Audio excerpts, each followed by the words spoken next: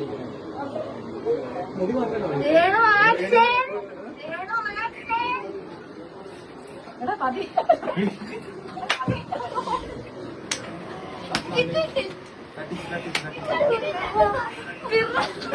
പ്രിയമുള്ളവരെ, കണ്ടല്ലോ നിങ്ങൾ, ചേച്ചിയുടെ അസുലഭമായ അഭിനയ മുഹൂർത്തങ്ങളാണ് നിങ്ങൾ കണ്ടുകൊണ്ടിരിക്കുന്നത്.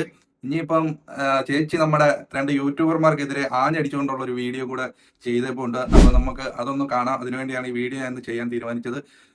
അപ്പൊ അവര് ജോലി ചെയ്യുന്നതിനോ അവര് സബ്സ്ക്രിപ്ഷൻ ചെയ്യുന്നതിനോ ഒന്നും നമ്മൾ എതിരല്ല. അതൊക്കെ അവരുടെ പേഴ്സണൽ കാര്യമാണ്, അവരുടെ ഇഷ്ടമാണ്. എന്തായിരുന്നാലും അവരിങ്ങനെ ഒരു വീഡിയോ ആയിട്ട് വരുമ്പോൾ നമ്മൾ എന്തായാലും ഒന്ന് റിയാക്ട് ചെയ്യണമല്ലോ. അവരുടെ വീഡിയോ നമ്മൾ ചെയ്യുന്ന ഒരാളെന്ന നിലയ്ക്ക്. എന്തായാലും നമുക്ക് ആ വീഡിയോയിലേക്ക് പോകാം. ആരും സ്കിപ്പ് അടിക്കല്ല, അവസരം വരെ കാണുക. നമ്മുടെ ചാനൽ ഒന്ന് സബ്സ്ക്രൈബ് ചെയ്ത് നമ്മളെ സപ്പോർട്ട് ചെയ്യുന്ന കാര്യം കൂടി പരിഗണിക്കുക. അപ്പൊ നമുക്ക് ആ വീഡിയോ കാണാം. നമസ്കാരം, രേണുസുതിയാണ്. ആദ്യമായിട്ട് ഞാൻ ചോദിക്കട്ടെ, എടാ ഡാനി സത്യ, ഞാനാണോടാ ഈ സോഷ്യൽ മീഡിയയിൽ ആദ്യമായിട്ട് സബ്സ്ക്രിപ്ഷൻ തുടങ്ങിയോ ആദ്യത്തെ ഒരു പെണ്ണ്? അല്ലല്ലോ. നീ പിന്നെ എന്തുവാടാ നീയും നിന്റെ കൂട്ടുകാരൻ അതിലും ഈ കടന്ന് കൊണന്ന് പറഞ്ഞ് ഈ സംസാരിക്കുന്നത്? നാണം കൊണ്ടോടാ നിനക്കൊക്കെ? ഞാനാണോടാ ഈ സോഷ്യൽ മീഡിയയിൽ ആദ്യത്തെ സബ്സ്ക്രിപ്ഷൻ തുടങ്ങിയ വ്യക്തി? ഇതിന് മുന്നേ തുടങ്ങിയവരുണ്ടല്ലോ, നീ പൂട്ടിക്കാൻ നടക്കുവോ? ഇപ്പൊ കളി പഠിക്കും നീയൊക്കെ, മനസ്സിലായോ? എന്റെ പൂട്ടിക്കാൻ നടക്കുന്നല്ലോ. ഒന്ന് ചോണയുണ്ടെങ്കിൽ എടാ അതുലെ ഡാനി സത്യ ചോണയുണ്ടെങ്കിൽ നീ പൂട്ടി കാണിക്കണം. പിന്നെ എടാ ഞാൻ മാന്യമര്യാദയ്ക്ക് തന്നെയാണ് ജീവിക്കുന്നത്. ഞാൻ ആരുടെയും കുറ്റം പറഞ്ഞും ആരെയും ക്രിട്ടിസൈസ് ചെയ്തും ഒരു മുറിക്കകത്തിരുന്ന് അല്ലെങ്കിൽ ഫോൺ വെച്ചുകൊണ്ട് ഞാൻ ആരെയും വിറ്റ് തിന്ന് ജീവിക്കുമല്ല. ഞാൻ എനിക്കറിയാവുന്ന തൊഴിൽ ചെയ്ത് തന്നെയാണ് ജീവിക്കുന്നത്. സബ്സ്ക്രിപ്ഷൻ അത് ഞാൻ തുടങ്ങിയപ്പോഴാണല്ലോ നീയൊക്കെ ഇത്ര വലിയ സംഭവമാക്കിയേക്കുന്നത്. എടാ അതുലിനോടാ ഇനി പറയാം, എടാ നാണോ മാനോ കെട്ട അതുലേ, നിനക്ക് നാണം ഉണ്ടോടെ എന്റെ സബ്സ്ക്രിപ്ഷനിൽ കയറിയിട്ട് എന്റെ സബ് എടുത്തിട്ട് നീ കണ്ട് ആസ്വദിച്ചിട്ട് അത് സ്ക്രീൻഷോട്ട് എടുത്തിട്ട് അത് പുറത്ത് വിട്ട് വലിയ സംഭവമാക്കാൻ? എടാ നീ കാരണം എനിക്ക് കുറച്ച് പ്രമോഷനാണ് കിട്ടുന്നത്, മനസ്സിലായോ? എടാ നാണം ഉണ്ടോടാ അതിൽ? നീ ഈ പോലീസ് സ്റ്റേഷൻ ഈ ഞങ്ങളുടെ ഈ ചങ്ങനാശ്ശേരിയിലെ പോലീസ് സ്റ്റേഷൻ കയറി ഇറങ്ങിയതൊക്കെ നീ മറന്നുപോയോ? മറന്നുപോയോ? ഇനി നിന്നെ കേട്ടണോ? ഡാനി പിന്നെയും കുറച്ചെങ്കിലും കാര്യങ്ങളൊക്കെ എനിക്ക് തോന്നുന്നു സത്യങ്ങൾ മനസ്സിലാക്കി പറയടാ. അതിൽ നിനക്ക് അതിന് പോലും കഴിയുന്നില്ലല്ലോ. നീ ആരെയൊക്കെ പേടിയാണ് നിനക്ക്. ഞാൻ ചെയ്യുന്ന സത്യങ്ങളും എന്റെ ഭാഗത്ത് ശരിയുണ്ടെങ്കിൽ പോലും നിനക്ക് പറയാൻ പേടിയാണ്. പിന്നെ എന്റെ അച്ഛൻ തങ്കച്ചനെ പറ്റി നീ പറഞ്ഞല്ലോ, അത് പറയാൻ നിനക്കൊരു യോഗ്യതയില്ല. കാരണം എന്റെ തന്ത കഷ്ടപ്പെട്ട് തന്നെയാണ് എന്നെ വളർത്തിയത്. നിന്റെ തന്ത പഠിപ്പിച്ചതാണ് നീ ഇപ്പം പാടുന്നത്, മനസ്സിലായോ? ഞാൻ അങ്ങനെയല്ല.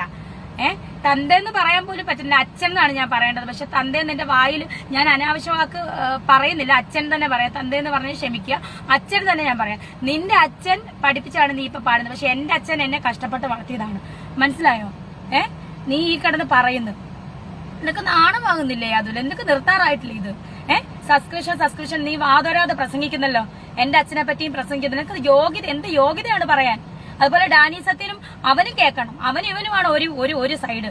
ഒരു ഡാനി സത്യനും ഒരു അതിലും നിശ്ചയിച്ചു കഴിഞ്ഞാൽ രേണുസുതി അക്കൗണ്ട് പൂട്ടുമെന്നാണ് വിചാരം. രേണുസുതി മെറ്റയും അതുപോലെ തന്നെ ഈ ഇൻസ്റ്റാഗ്രാം പ്ലാറ്റ്ഫോമും മറ്റുള്ളവർക്ക് ആണിനാണെങ്കിലും പെണ്ണിനാണെങ്കിലും സബ്സ്ക്രിപ്ഷൻ നിയമപരമായിട്ട് കൊടുത്ത പോലെ തന്നെയാണ് രേണുസുതിക്കും തന്നിട്ടുള്ളത്. അതിനനുസരിച്ച് രേണുസുതി കണ്ടന്റ് ഇടത്തുള്ളൂ. നീ അതിനകത്ത് കയറിയിട്ട് ആ കണ്ടന്റ് എല്ലാം എടുത്ത് കണ്ടിട്ട് നീ ആസ്വദിച്ചിട്ട് സ്ക്രീൻഷോട്ട് എടുത്ത് പുറത്ത് വിടുന്നു. നാണമില്ലേടാ നിനക്കൊക്കെ? ഇതിന് മുന്നേ സബ്സ്ക്രിപ്ഷൻ തുടങ്ങിയിട്ടൊന്നും നീ ചൊറിയാൻ പോകത്തില്ലല്ലോ.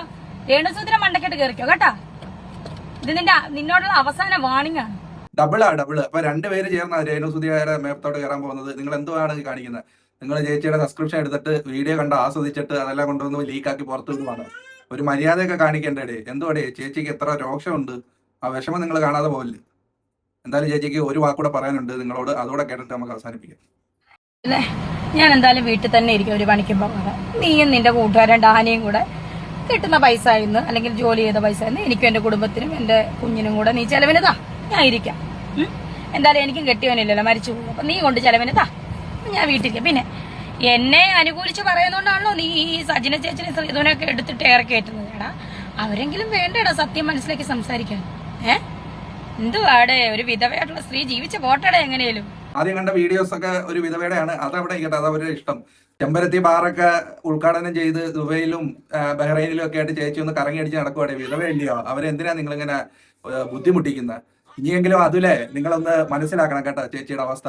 പിന്നെ ഒരു കാര്യം പറയാനുള്ളത്, ചേച്ചി ഇന്നലെ ഒരു ഇന്റർവ്യൂ എടുത്തപ്പോൾ അതിനകത്ത് പറയുന്നത് എനിക്ക് നെഗറ്റീവായിട്ട് വന്നിട്ട് പറയുന്നത് എനിക്ക് വളരെ ഇഷ്ടമാണ്. കാരണം അത് കാരണത്താലാണ് ഞാനിപ്പം സോഷ്യൽ മീഡിയ നിറഞ്ഞിരിക്കുന്നത്. അതെനിക്ക് കൂടുതൽ മൈലേജ് തരുന്നു എന്ന് പറഞ്ഞ ആ ചേച്ചി തന്നെയാണ് ഇന്ന് വന്നിട്ട് നിങ്ങൾ എന്തിനാണ് എന്നെ അപമാനിക്കുന്നത് അല്ലെങ്കിൽ എന്നെ കുറ്റം പറയുന്നത്, നിനക്കൊന്നും നാണമില്ലേടാ എന്ന് ചോദിക്കുന്നത്. ഈ രേണുസുതി ആക്കിയത് ഇതുപോലെ റിയാക്ഷൻ ചെയ്യുന്നവരും നിങ്ങളെ കുറിച്ച് വീഡിയോ ചെയ്യുന്നവരും ആണ് എന്നുള്ള കാര്യം മറന്നു പോകല്. അപ്പൊ എന്തായാലും ഇന്നത്തേക്ക് ടോപ്പിക്ക് തന്ന ചേച്ചിക്ക് നന്ദി പറഞ്ഞുകൊണ്ട് വീഡിയോ അവസാനിപ്പിക്കുന്നു. നമ്മളിന്ന് സപ്പോർട്ട് ചെയ്യാൻ വേണ്ടി ചാനൽ സബ്സ്ക്രൈബ് ചെയ്യുന്നവരെ പരിഗണിക്കുക. വേറൊരു വീഡിയോ ആയി നമുക്ക് വീണ്ടും കാണാം. താങ്ക്